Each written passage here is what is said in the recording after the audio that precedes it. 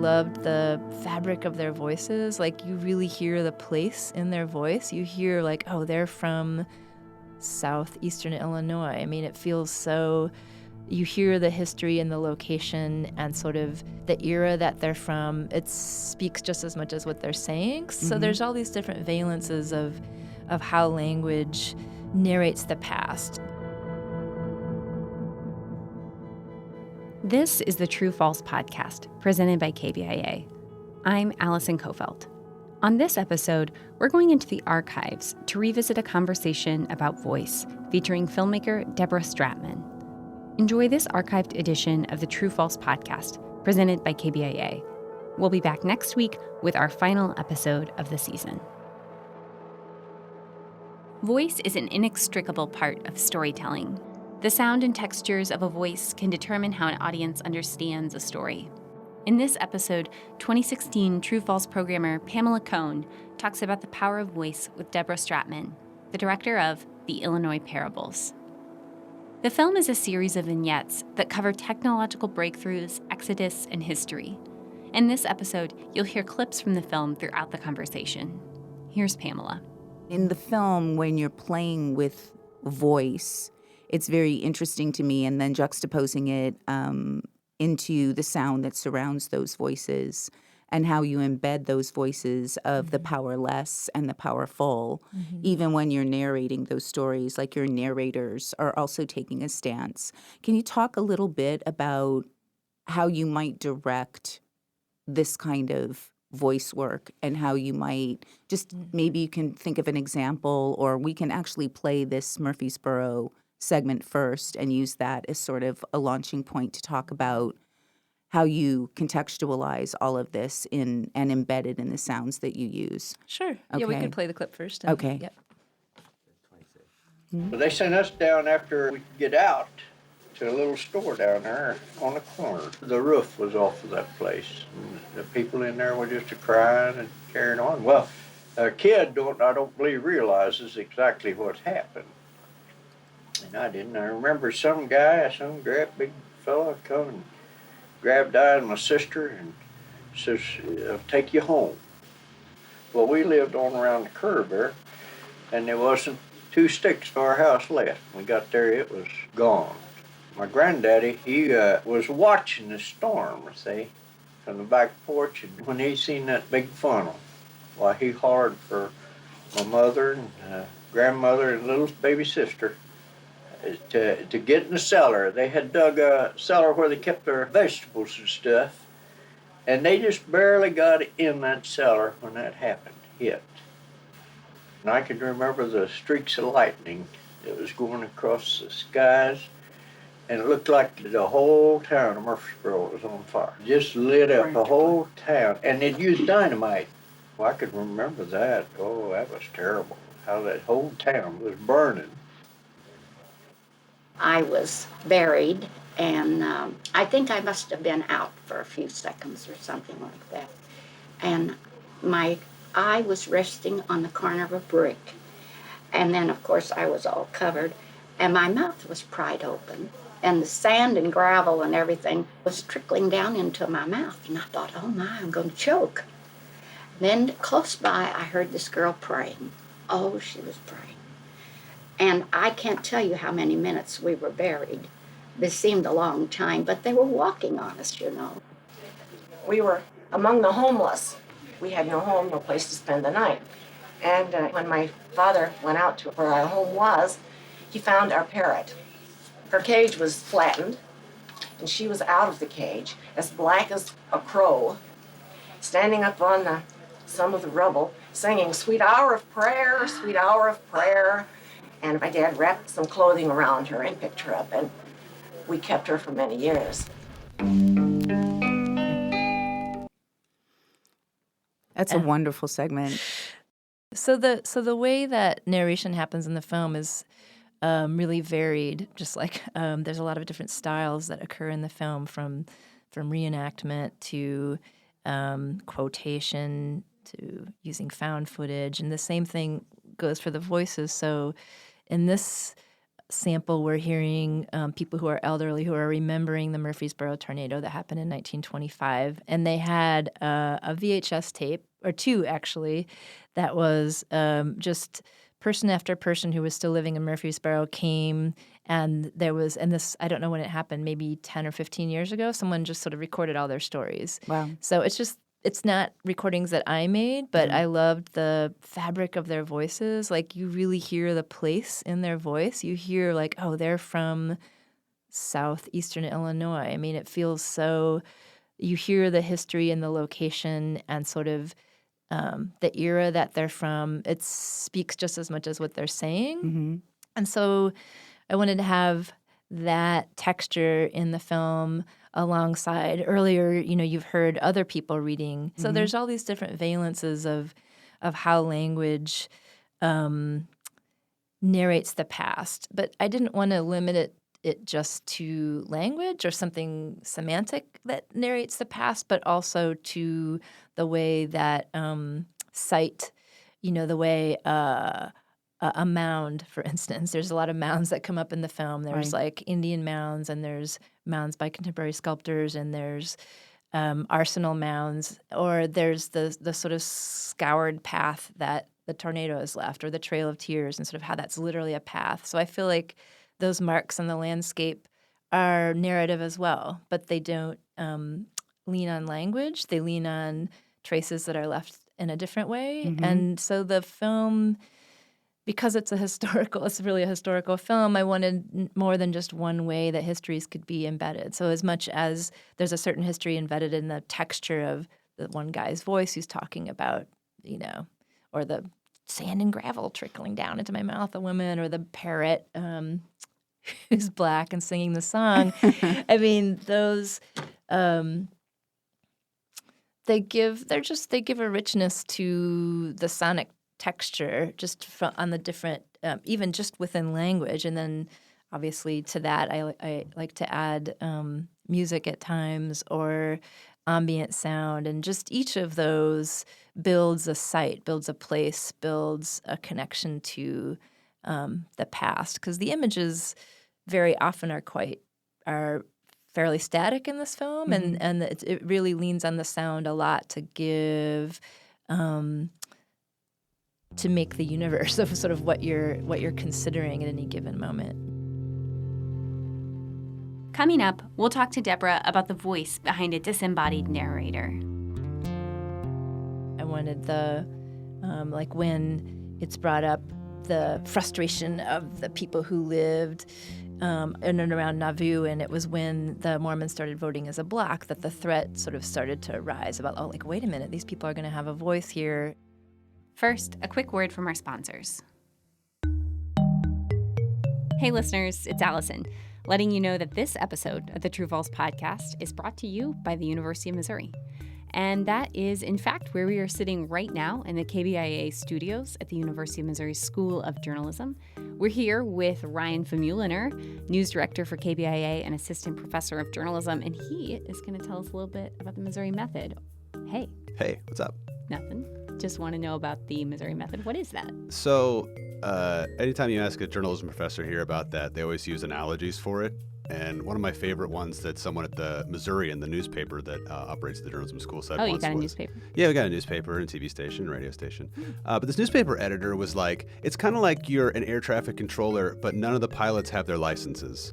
Because we cut students loose. We just let them go crazy in actual professional newsrooms. And when I go to public radio conferences and tell them that we have 70 to 100 journalism students working in our newsroom as reporters, anchors, show hosts, producing podcasts like this one you're listening to right now. Yeah. These people look at me like I'm crazy because they're like, you give that kind of control to people that you don't know if you can trust? And it's like, yeah, we do. And it's kind of like my analogy, you push the bird out of the nest, right? And yes, lots of them do fall flat on the ground, and that's fine, and that's part of it. And I'd rather them fall flat on the ground here than out in the world. True. But a lot of them fly, right? And they do. We've had students win national professional awards competing against professionals for stories that they've done here. Yeah, as students. Yeah. And they win all the student awards. They win all the student awards too. But even professional awards, Edward R. Murrow Awards, students have them on their resume before they leave here at the University of Missouri. It's crazy.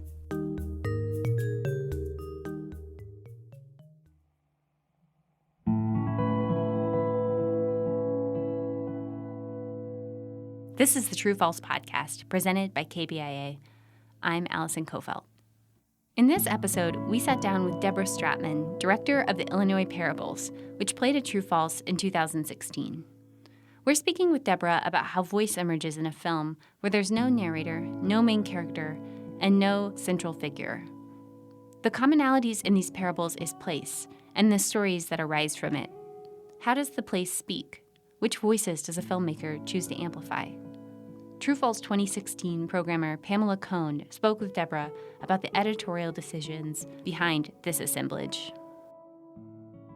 In terms of, we'll talk a little bit first. We'll play a clip after this, but a very particular one about this notion of Exodus. But what's really interesting to me is how, in a way, in our culture, grappling with faith and grappling with technology, and then all of a sudden they conflate somehow. And there are certain moments in your film where we kind of see that, like, rather obliquely in a way, just because we're talking about natural disaster. And a lot of times I think for certain populations of people, those are acts of God. You know, the way you're playing with this faith, belief, disbelief, running away from something, running towards something, all of these patterns that are emerging. Can you just talk a little bit about sort of like the spiritual base that you're trying to tap into that's so part and parcel of who we are as Americans? Yeah, not just who we are as Americans, I think who we are as humans, that there's always an unknown, and what's the system that we've used to sort of bridge the gap or reach towards that unknown. And so that's where belief comes from. And so for me and for a lot of people, I think there's been a shift for some of us who, in whatever culture yours happens to be, where it's a more secular kind of reaching. So maybe the reaching is towards technology or physics or whatever it may be to bridge the gap between what we know and what we don't know. But the reaching is always there. I mean, it was, I guess, to bring it back to the Americana that you brought up in your first question, it is certain because it was a reason so many people ended up coming to the U.S. in the first place, as they were sort of being persecuted for whatever reason, for their belief system, where they were from. And so there was just, a huge number of utopian communities and sort of religious outposts set up in the U.S. just because people weren't going to be accepted where they were from.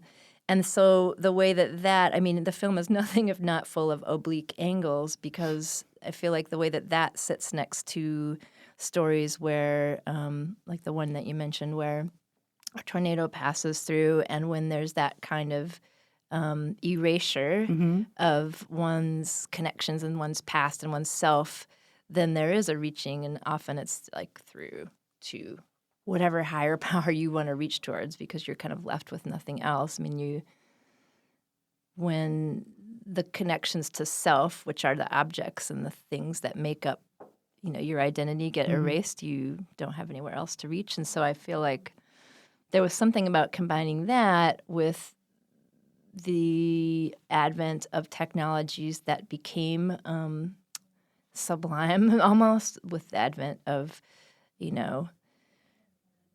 sort of the power of nuclear bombs, or with the critical mass equation. Somehow, once we sort of started to be able to wrangle forces that were godlike or sort of weather-like, or much bigger than an individual could be, then I think that sort of, I'm getting a little bit off track, but I feel like, how do we say this? That No, I mean, it's interesting for me. This is kind of leading to this way in which we've sort of imbued ourselves with godlike powers, right? If you sort of figure out mathematically, biochemically or otherwise in these laboratories, and you have this very evocative scene where, this formula is being written out on a blackboard with this just sort of very tactile sound to it. It's almost like gunfire in a way, It's just kind of this, it does have this kind of quality of triumph in a way. I want to play a clip right now, the first clip that comes about 20 minutes into the film, about this exodus. So there's this liminal space where, they're leaving a bad situation, they're walking into the unknown. So I think this is is it Parable 4 with the Mormons? Let's play that clip and take a listen.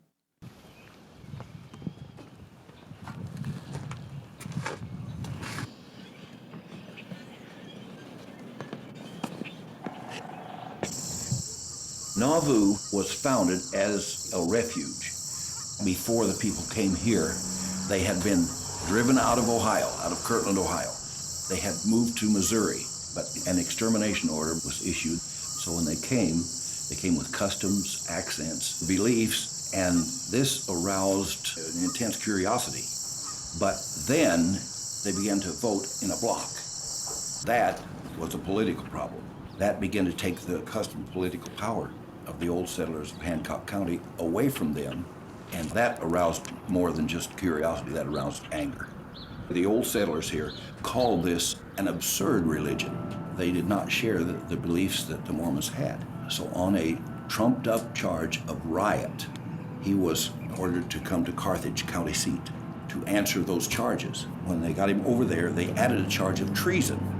And then 150 men came in, charged the jail, threw the guards aside, rushed inside, and shot him and his brother to death. They marched 10 miles. On the way, they blackened their faces with gunpowder to disguise their identity. 9 men were put on trial for that, found not guilty. Immediately, what began going on is their homes were being burned. Over 110 homes were absolutely burned to the ground. This was in the United States here. Across the river was no longer the United States proper. It was a matter of being driven out of their own country. They had been driven from everywhere they'd ever been. From the very beginning, every place they settled, they were driven out, violently driven out. And this was just to go as far away as they could to finally get left alone.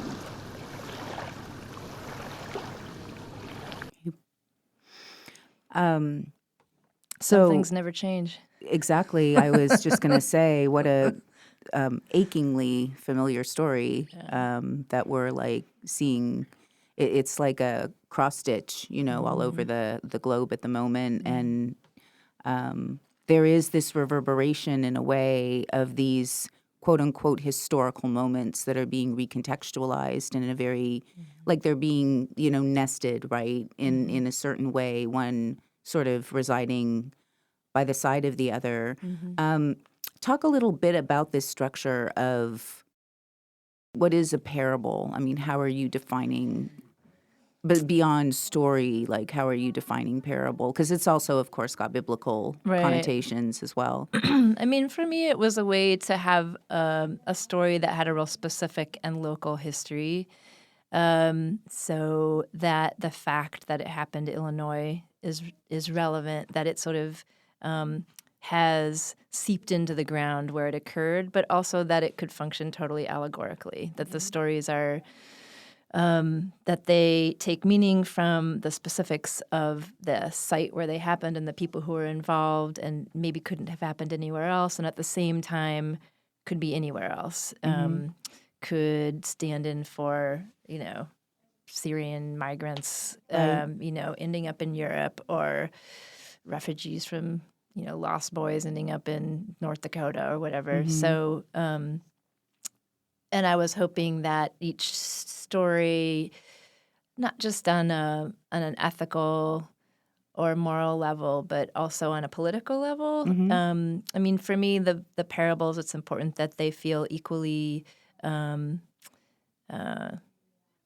have an ethic to them that's around spirituality or belief or sort of tolerance, but equally so around a kind of political outrage, or but the outrage is never in your face. It's oblique, as you brought up that word before. I wanted the like when it's brought up, the frustration of the people who lived in and around Nauvoo, and it was when the Mormons started voting as a bloc that the threat sort of started to rise about, wait a minute, these people are going to have a voice here. And it's again and again what happens when, folks have to relocate, and their background and their, desires and their organizing starts to threaten the people who are from Exactly. that place. And so often, especially because in this political climate right now, the way that, and it's always been the case in this country, I think, the way that faith and politics are intertwined, and where intolerance in one field can really quickly sort of lean over to the other. So what is originally maybe just like a threat of around voting rights or something, or who's going to be in office next, becomes one that's about religious outrage or sort of condemnation and hate speech. That's really Yeah. Virulent. virulent. Yeah. Yes. Yeah. I mean, my God, just turn on the TV or the radio any Exactly. day of the week. And Well, this power of, I guess, these lexicons that are built around political language and the way, they're pretty brilliant people, right, who write this stuff. They know what they're doing. And the rhythms also are sort of or the delivery, I guess I should say, is really encouraged to be as much of a sermon or pulpit, from the pulpit kind of speaking to sway, great swaths of the population that are confused, lost, feeling like whatever they're holding on to is very tentative. Yeah. And that it could be swept away. And if this person, is in charge, we're all going to be fine. And it never ceases to amaze me, actually, how our baseline naivete just never quite lifts off. After the break, we'll hear another clip from the film and talk about how Stratman balanced voices with music and ambient sounds in the Illinois Parables. It's not an insistence on right now you should feel sad, or now you should feel ebullient, or because music is so facile at pushing us to feel emotion, and maybe it's why I'm often sort of cautious about using it. And this film uses it much more than some other recent films, but I'm wary of it because it's so powerful.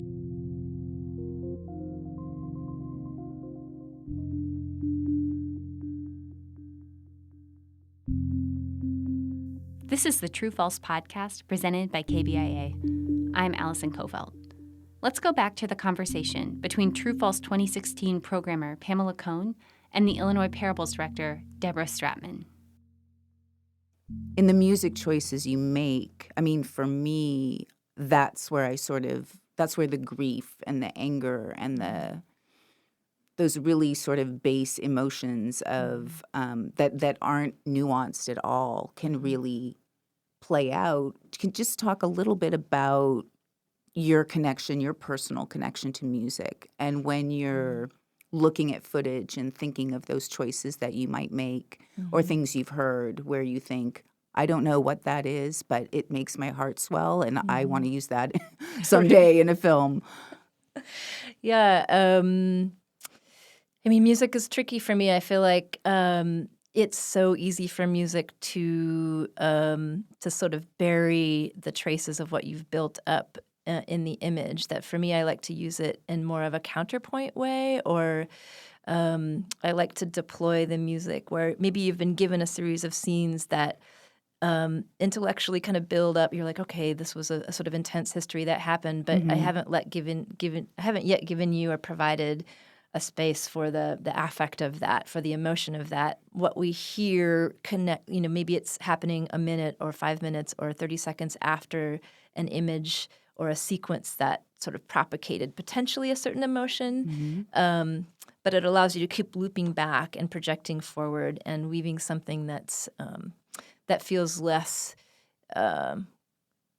compulsively directed by me. I guess that it gives you the space to sort of have an outlet if you need it, but it's not an insistence on right now you should feel sad, or now you should feel ebullient, or because music is so facile at pushing us to feel emotion, and maybe it's why I'm often sort of cautious about using it. And this film uses it much more than some other recent films, but I'm wary of it because it's so powerful.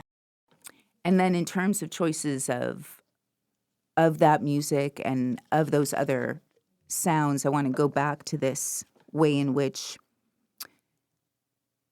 we were talking about the distillation and also sort of the restraint of music. There's also a lot of anger, there, just kind of like sitting there, meaning to be dealt with by the viewer.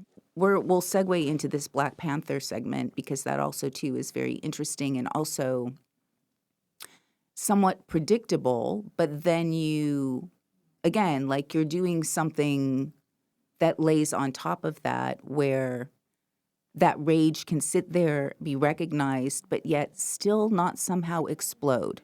It's like this kind of sustained tension in the narrative and the way in which that voice is there telling you something, as a matter of course, almost like testimony, that it's very dry and removed and for the record, quote unquote. So I'd like to play this last segment of the Black Panther, and we'll talk a little bit about that. Okay.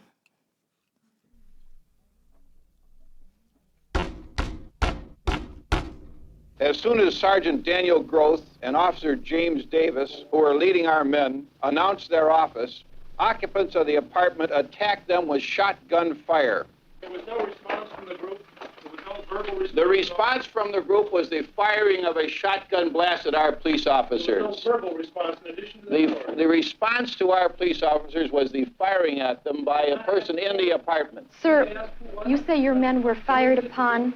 Witnesses who have seen the apartment say there is no evidence of bullets from the direction where the Panthers supposedly were to be.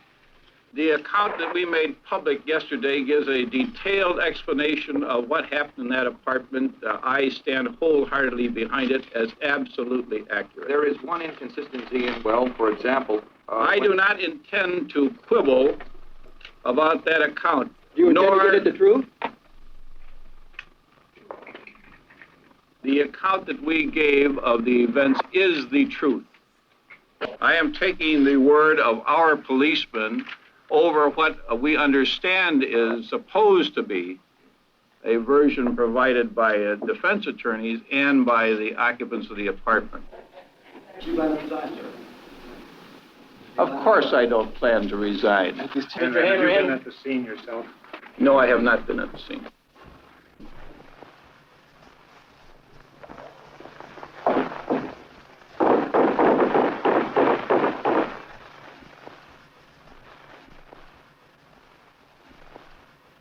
Don't touch nothing, don't move nothing, because we want to keep... Okay. What you're seeing in this section is, or for a good part of it, is my reenactment of us. It's a reenactment, in fact, because the state's attorney's office, Edward Hanrahan's office, after the police and FBI, as part of COINTELPRO, had gone in and raided Fred Hampton's apartment, they wanted to give their version of the story, which would have been that, they were fired upon by people in the apartment. And so in order to create their version of the truth, in the state's attorney's office, they created a set which looked sort of similar to what I built, just 2x4s, black floor with all the furniture taped out on the floor. And all the officers who had been involved in the raid reenacted this in the state's attorney's office, and it was broadcast that night on the evening news as news. And this just blew me away, that this that they would have been, it's kind of a brilliant move. Like, well, let's just reenact it and call it what happened, because that's how history gets made. Of course. What gets broadcast and what gets talked about and what gets shown and what gets told is sort of the record. As with anything historical, it's our responsibility to keep questioning how it's written and to if we don't rewrite it, at least to keep, returning over and over and over again, I think, to what has been sort of written into record. And so I thought, all right, I'm going to reenact what they did. The ritual of reenacting what they had done, it's a very specific choreography. And it's a specific rewriting of memory. But then I wanted to sort of paste back on that. Later you hear some of Fred Hampton's speeches and some of the Panthers telling, but over the same gestures, over the same, not exactly the same shots, but the men doing the same gestures. So to take back in a way, or at least to provide another read to the footage.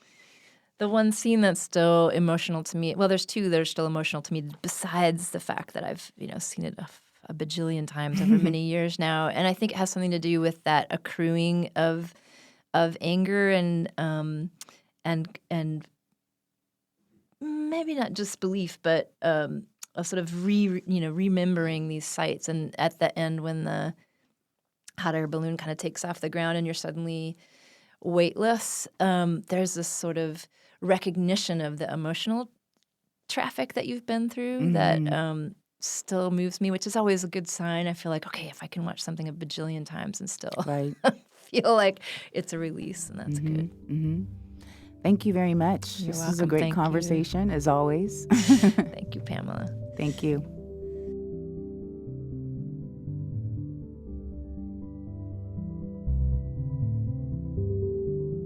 You've been listening to an archive episode of the True False podcast. This episode was produced in 2017 by Todd Chin and edited by Bram Sablesmith and Ryan Famuliner. As always, our music was created by Tim Pilcher using sounds from the True False Film Fest. Special thanks to Callie Luna, Haley Godburn, and Danielle Hogarty. I'm Allison Kofeld. Thanks for listening.